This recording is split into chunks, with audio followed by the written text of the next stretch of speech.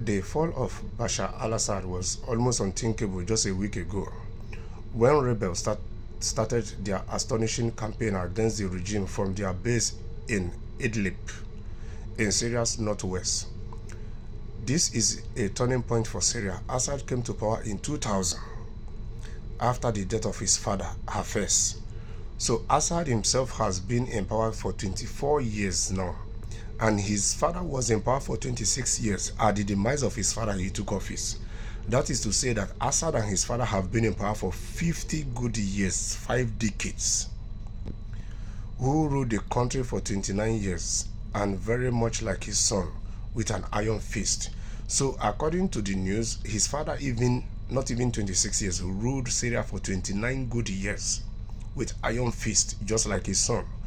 Assad Jr. inherited a tightly controlled and repressive political structure where opposition was not tolerated. At first, there were hopes that he could be different, more open, less brutal, but those were short-lived. Assad will forever be remembered as the man who violently repressed peaceful protests against his regime in 2011, which led to a civil war. More than 500,000 people were killed. 6 million others became refugees. So in these 14 years of war in Syria, 1 million people were killed, while 6 million Syrian citizens become refugees in different countries. With the help of Russia and Iran, he crushed the rebels and survived.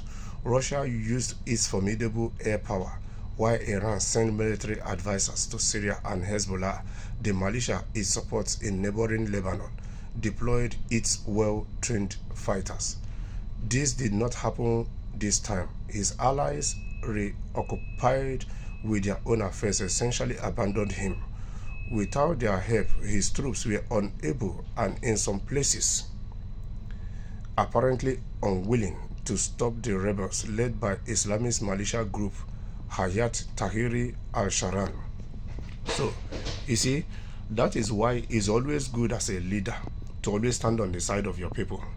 Because any external body that is coming in any form to help you, they are coming for interest.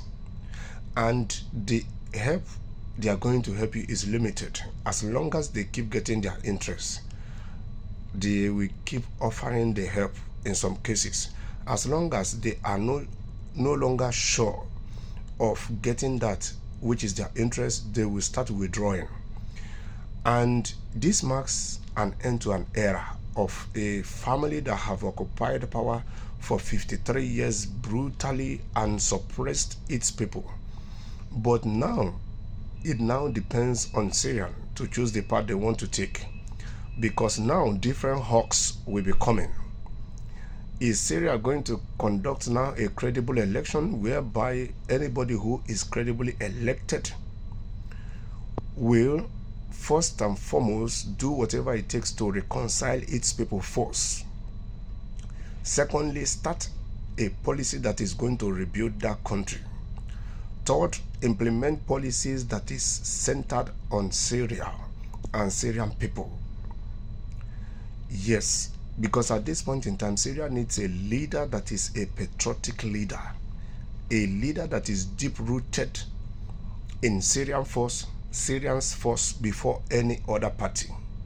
Because Syria has a whole lot when it comes to some natural resources. They are well endowed with oil.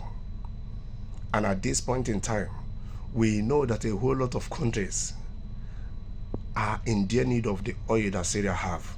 So different countries will be going to Syria now to make them promises in return to be sucking their mineral resources.